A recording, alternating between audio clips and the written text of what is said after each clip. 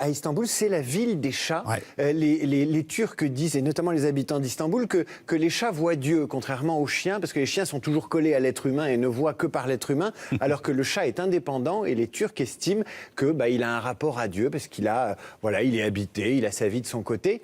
Et puis, c'est un documentaire sur la vie des chats, mais et je vous pose la question, Réa, on ne sait pas si c'est un portrait d'Istanbul à travers les chats, un portrait des habitants d'Istanbul à travers leurs chats, ou si c'est que des histoires de chats d'Istanbul. Non, en fait, c'est une ode, c'est vraiment ces chats qui sont dans leur écrin qui est Istanbul, car ils font partie du patrimoine de la ville, au même titre que les monuments, les mosquées. Il n'y a pas un documentaire, il n'y a pas un film, un reportage sur Istanbul sans qu'à un moment donné, des chats traversent l'écran. Et c'est vrai que maintenant, c'est devenu presque un argument touristique, parce que les touristes qui viennent, ils voient ces chats, ils sont sur les terrasses des cafés, ils les nourrissent, donc c'est vraiment, c'est l'âme d'Istanbul. Et c'est vrai, quand on voit qu'à Paris, il n'y a plus d'animaux du tout dans les rues, on se dit peut-être qu'ils ont de la chance d'avoir ces envoyés de Dieu, parce que c'est vrai, quand on a des chats, est-ce que vous avez des chats? Ah bah oui. Quand on les regarde dans leurs...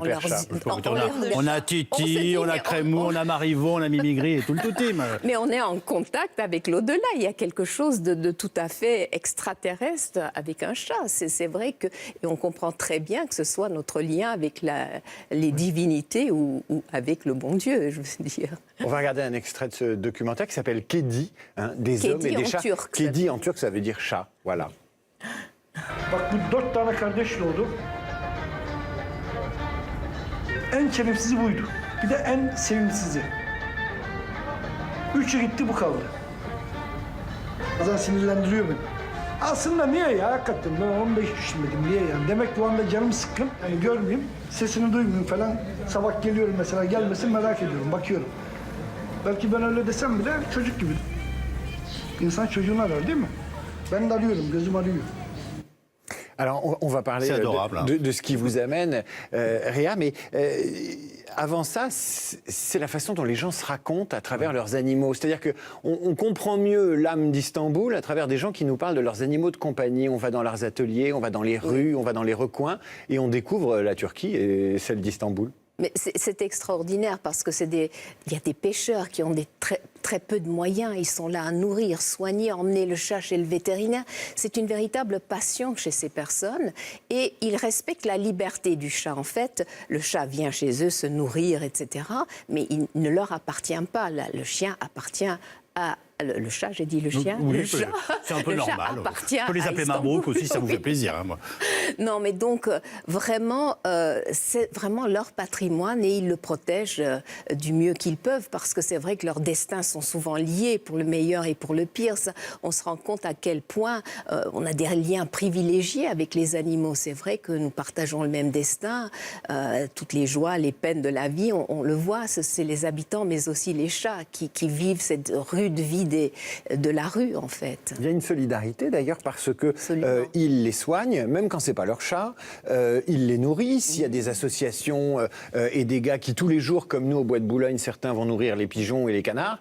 Là, c'est aller nourrir les chats. Il y a prolifération, quand même. Oui, et c'est pour ça que je suis très heureuse, puisque les producteurs ont proposé de nous reverser une partie des recettes, car ça fait 3 ans maintenant que nous avons des conventions avec plus de 1500 villes en France, parce que jusqu'à présent, lorsqu'il y avait une surpopulation de chats dans les villes françaises, on les exterminait tout simplement. C'était des massacres de chats par milliers. Et ça nous a pris... J'ai jamais entendu parler de ça. Mais oui, comme vous savez, le chat errant... Non, mais c'est un massacre silencieux, donc je comprends très bien. Oui, absolument. C'est des chats errants, donc qui ne sont pas identifiés. Donc la fourrière vient, les prend et les extermine. C'est la fourrière qui les extermine. Absolument, puisque vous savez, dans chaque ville, en principe, on consacre 1 à 2 euros par habitant à la fourrière pour justement gérer la population des chats et des chiens errants. Ça veut dire qu'on fait vous du m'apprenez chiffre. beaucoup de choses. Ils font du chiffre en tuant les chats. Absolument. Et les municipalités qui, de toute façon, payent cette fourrière pour se débarrasser des chats, puisque la fourrière les prend, et puis s'ils ne sont pas tatoués, etc., il y a 4 jours, et ensuite ils sont euthanasiés. Donc il a fallu qu'on fasse une véritable pédagogie. J'ai expliqué à ces mairies que si vous euthanasiez ces chats, de toute façon, une année après, il y en aura autant. Oui. puisque est-ce que vous savez qu'un couple de chats non stérilisés peuvent, en l'espace de 4 ans, avoir une progéniture de plus de 20 000 chats. Donc c'est 2 chats. 2 chats. En 2017, en 2022, ils sont 20 000. Il y aura 20 000 chats. Non, mais c'est pas possible. Mais oui. C'est absolument ça. Et donc, si vous les exterminez très vite, la population va se réformer. Alors que si vous les stérilisez, vous avez une population stable. Et effectivement, ils ne laissent pas rentrer les autres chats. Et vous les contrôlez. Et en plus, vous les identifiez. Car de vulgaires chats des rues, ils deviennent, en étant tatoués, chats libres. Et alors, est-ce qu'ils vous écoutent dans les mairies quand vous leur dites ça? Oui, de plus en plus. Parce que finalement, ils se sont rendus compte. D'autant que pour amorcer la pompe, on prend à notre charge tous les frais de stérilisation. Ils sont bien contents.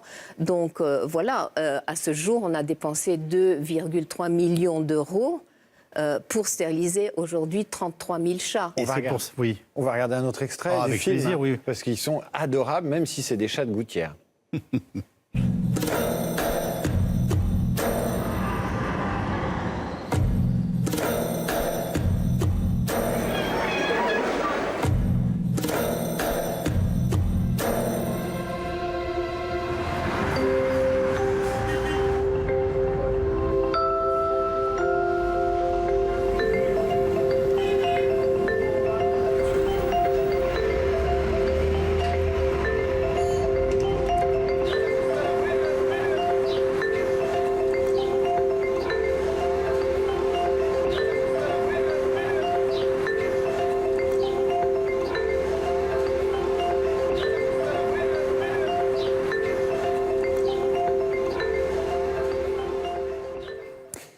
Mais je les veux tous, moi. Bah oui, attends, il y en a combien à Istanbul, des chats? On parle d'environ 50 000, mais il y en a probablement plus. Mais effectivement... parce qu'il faut quand même... Il y a des gens qui ne sont pas amoureux des chats, ils pissent partout, ils sont voleurs, ils se battent, ils font du bruit la nuit, les chats en chaleur font un bordel innommable au printemps. Enfin, je veux dire, on n'est pas obligé de supporter les chats dans les petites communes ou dans les grandes villes. Qu'est-ce que vous dites aux gens qui disent « vous êtes bien gentils avec vos chatons, mais bon ». Qu'est-ce que vous voulez que je leur dise? Il y a d'autres nuisances dans une ville. Elle les stérilise, donc vous réglez 80% des problèmes. Oui, déjà. Donc, quand vous avez cette population... Vous savez, c'est souvent aussi dans les hôpitaux, ici à Paris, on a construit des châtellèmes pour leur convaincre qu'effectivement, cette population de chats stérilisés vont rester, ça va être le même nombre de chats et on va pouvoir les soigner, etc. Donc, c'est vrai qu'une fois qu'on a expliqué ça, évidemment, on n'a plus cette prolifération de chats tous azimuts. Il faut dire une chose, c'est qu'il ne faut pas en faire cadeau à Noël parce que les gens les abandonnent après. Alors faut pas ça, c'est offrir d'animaux. dramatique, effectivement.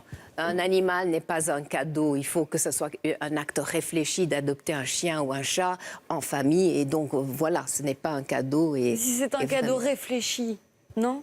Mais ça peut pas être. Il faut vraiment se concerter. Vous savez, un enfant veut un chien. Les parents doivent savoir que la nuit, c'est eux qui vont aller le sortir dans la pluie et dans la brume. Oui, ou expliquer au gamin que c'est lui qui le sortira pour l'emmener pisser. Et il n'ira pas. Donc, effectivement, c'est concerté, c'est en famille. Et on n'offre pas un animal à quelqu'un qui n'en a pas fait la demande ou qui n'en veut pas. Merci beaucoup Réa Hutin. Des chats et des hommes, Kedi, c'est le nom exact, qui veut donc dire chat en turc. Si je vous ai bien compris, sort donc le 27 décembre. Toutes les familles qui iront le voir auront le plaisir de contribuer avec le prix de leur billet de cinéma au travail de la Fondation 30 millions d'amis, notamment pour la stérilisation de ces chats. On était ravis de vous accueillir.